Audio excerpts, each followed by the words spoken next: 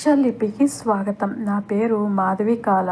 భరద్వాజ గారు రాసిన ఏం మాయా చేశావే ఎపిసోడ్ 1. అమృత, అమ్మ అమృత, ఏంటమ్మా పైన సజ్జ మీద మీ పాత పుస్తకాలు ఉన్నాయి కదా, అందులో మీకు పనికి వచ్చేవి ఏమైనా ఉన్నాయా? ఏమో అమ్మా, ఒకసారి వెళ్ళి చూసి పనికిరానివి కింద తెచ్చిపెట్టు. పాత సామాను వాడికి వేసేస్తా, ఇంట్లో కాస్త స్థలమైనా ఉంటుంది. సరే అమ్మా అని చిన్న స్టూల్ సహాయంతో ఎక్కి సర్దుతుంది. పనికి రానివన్నీ కింద పెడుతూ పనికొచ్చేవి అక్కడే పైన ఒక మూలన పెడుతుంది. అన్నీ ఓపెన్ చేసి పేజీలు తిప్పుతుంది. ఎందుకంటే తనకు పుస్తకాల్లో డబ్బులు దాచే అలవాటు ఉంది. అన్నీ సర్దుతూ ఉండగా కొన్ని పుస్తకాలలో డబ్బులు కూడా దొరికాయి. కానీ అవి కొన్ని ఇప్పుడు చెల్లని నోట్లు, 500 నోట్లు కూడా ఉన్నాయి. అవి చూశాక కాస్త బాధపడిన ఒక చిన్న ఆనందం కూడా ఉంది. పేజీలు తిప్పితే అందులో ఒక చోట గులాబీ పువ్వు దొరికింది. కాస్త నీలి రంగులోకి మారి ఎండిపోయి ఉంది. దాన్ని చూసిన అమృతకి గతం గుర్తుకొచ్చింది.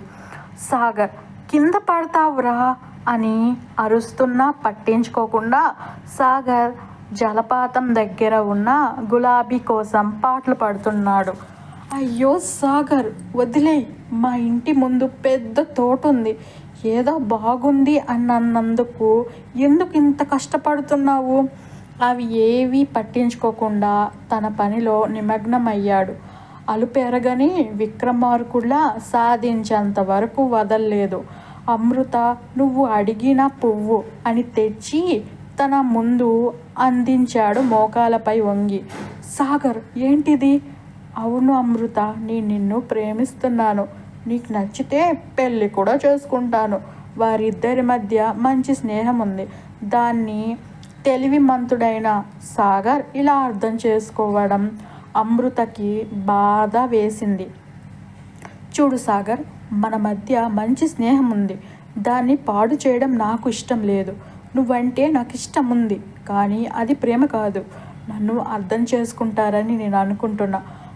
పర్లేదు అమృత, నేను నిన్ను ప్రేమిస్తున్నానని చెప్పాలనుకున్నా, చెప్పేసా. నీ ఇష్టం, నేను కాదు అనను.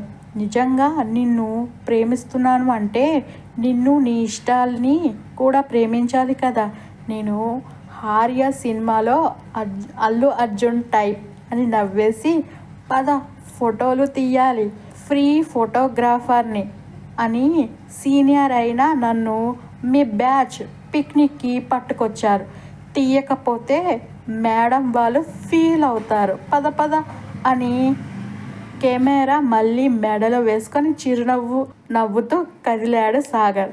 ఆ సాగరంలా, అమ్మ అమృత, అయిపోయిందా?